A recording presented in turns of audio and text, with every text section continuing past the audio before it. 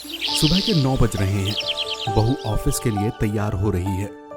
तभी उसकी सास बहू को आवाज लगाते हुए उसके कमरे में आती है।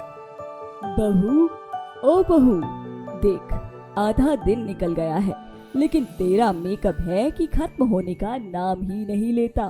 कभी सुबह उठकर अपनी सास को चाय वाय भी पूछ लिया कर।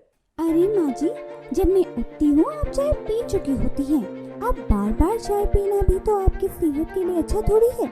मैं तो आपका अच्छा ही सोचती हूँ, लेकिन आप हैं कि ताने मारने से बाज नहीं आती। अच्छा, मैं ताने मार रही हूँ? हाँ, तो क्या कर रही हैं आप? अब इसे प्यार करना भी तो नहीं कहती ना। वैसे आप तो बड़ा कहती थी कि बहू नहीं बेटी बनाकर लाई हूँ। फिर क्या कोई माँ अपनी बेटी से ऐसा बर्ताव करती है? हाँ, सही कहा बहू। कोई बेटी भी अपनी माँ के साथ ऐसा थोड़ी करती होगी। अरे माँ जी, मैंने अब ऐसा भी क्या कर दिया जो आप मुझे इतना सुना रही हैं? आपको तो बस मुझे भला बुरा कहने का मौका चाहिए होता है। शीला, शीला, अरे शीला जल्दी आओ, कहाँ रह गई तुम? हाँ हाँ, आ रही हूँ। 2 मिनट और दो बस। देखा माँ जी, आपकी वजह से मैं लेट भी हो गई। अब आप सुबह सुबह मेरा दिमाग खाना बंद करो। मेरे अंदर आपके साथ बहस करने का वक्त नहीं है और न ही हिम्मत। मैं तो जा रही हूँ ऑफिस, वहीं से अपनी माँ के घर भी चली जाऊंगी।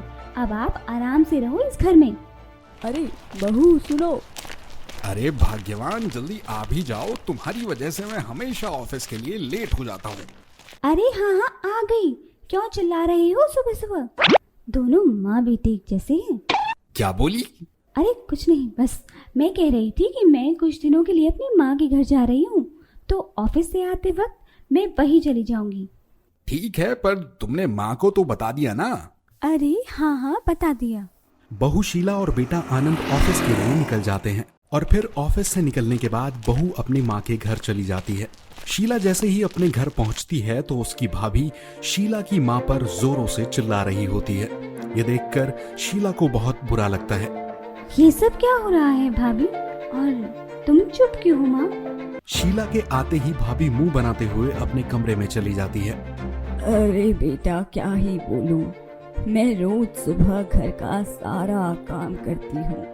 खाना, चूल्हा चौका सब।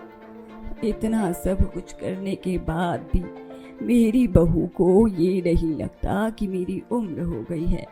इस बुढ़ापे में ना तो उसे मुझ पर तरस आता है और ना ही उसे ये लगता है कि मैं इस घर की नौकरानी नहीं, उसकी सास हूँ। शादी से लेकर आज तक मेरी बहू ने मुझे एक कप चाय तक नहीं पूछी। बस माँ का इतना ही कहना था कि बहू को अपनी सास की याद आ जाती है। वो सोचती है कि जैसा उसकी भाभी उसकी माँ के साथ कर रही है, वो भी तो अपनी सास के साथ कुछ ऐसा ही करती है। ये सोचते ही शीला की आंखों में आंसू आ जाते हैं। शीला, शीला, शीला बेटा, क्या हो गया? कहाँ खो गई तू? तेरी आंखों में आंसू क्यों हैं? सब ठीक तो है ना घर पर? और दामाद जी नहीं आए? कुछ नहीं माँ, सब ठीक है। बस मुझे तुझे इस हाल में देखा नहीं जाता। कोई नहीं बेटा, ये सब तो चलता रहता है। एक दिन तो आएगा जब मेरी बहू को अक्ल आ जाएगी। खैर, तो छोड़िए सब और अंदर चल। नहीं माँ, मैं अपने घर जा रही हूँ। मेरी माँ वहाँ मेरा इंतजार कर रही होगी। उदास मन से शीला अपने घर को लौट जाती है। तभी उसे घर के दरवाजे पर आनंद मिलता है। शीला अपने पति से कुछ कहे बिना घर के अंदर चली जाती है और किचन की ओर बढ़ती है। रोज की तरह उसकी सास वहां सभी के लिए खाना बना रही होती है। शीला अपनी सास को देखकर खूब रोती है। माँ जी, मुझे माफ कर दीजिए। मुझसे बहुत बड़ी गलती हो गई। मैंने कभी आपके बारे में नहीं सोचा। आप इस उम्र में भी घर का सारा काम बिना शिकायत के करती रही। मुझे कभी एहसास तक नहीं होने दिया कि मैं एक बहू हूँ। अरे बेटा, क्या हुआ तुझे? ऐसी बात क्यों कर रही है? तू ठीक तो है ना? हाँ माँ जी, मैं तो ठीक हूँ। बस ऑफिस से घर आते वक्त मैं माँ के घर गई थी। वहाँ पर भाभी मेरी माँ पर चिल्ला रही थी। ये देखकर मुझे भी बहुत बुरा लग रहा था, लेकिन फिर मुझे लगा कि मैं भी तो आपके साथ ऐसा ही बर्ताव करती हूँ। अरे बेटा, मन उदास मत कर। वैसे भी मैंने कभी अपनी बेटी और तुझ में फर्क नहीं किया, इसीलिए तुझे थोड़ा डांट भी देती हूँ।